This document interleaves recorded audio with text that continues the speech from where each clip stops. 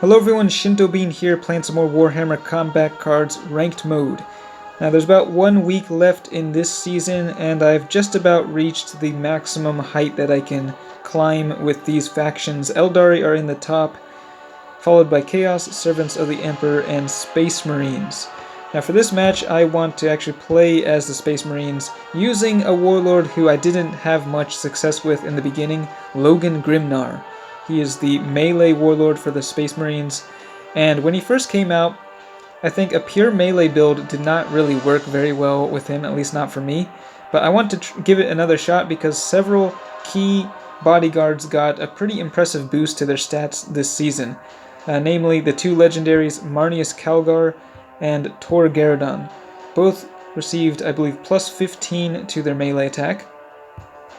And then we also got the addition of Deathblow. And so I've got this Deathwing Terminator and the Wolfen. These two have Deathblow, and then we've got some speedy units to increase the overall initiative of the deck. This guy, the Assault Marine, and then the Cyber Wolf.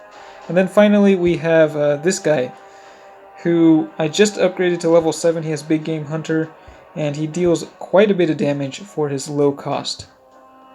All combined with Logan Grimnar, who is only at level 2.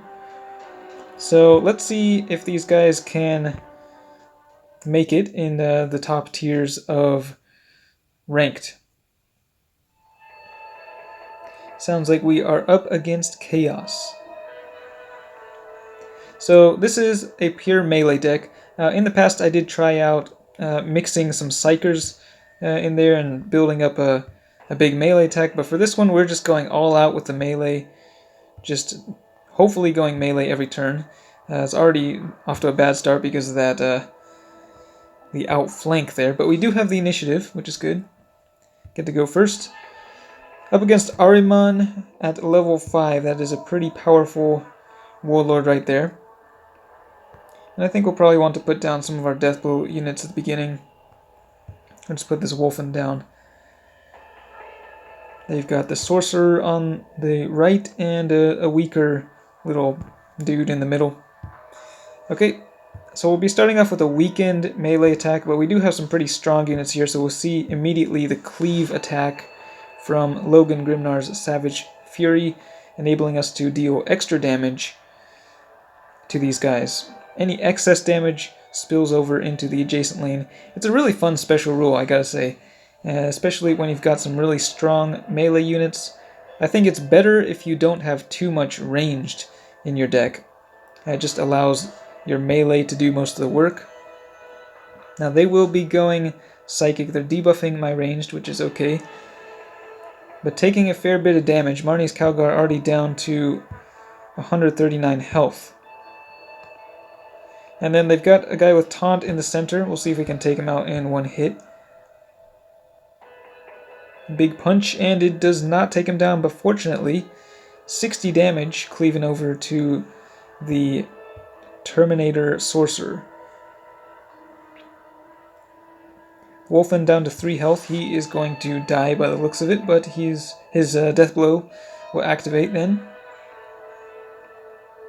Once again, they are debuffing ranged. Okay, death blow activating, dealing a little bit of damage. Death blow isn't the most impactful in this deck, but it does help out quite a bit if you're just going pure melee. So let's see, I think we're going to move Marnius Calgar over to the center lane. We do want him alive. And Tor still has both of his shields. That is good news for us. So this is actually working out pretty well. Marnius Calgar won't be taking much damage there in the center. And then we'll be able to take out the Sorcerer and also maybe that Poxwalker with the cleave. Yes, indeed, 2 units down right there.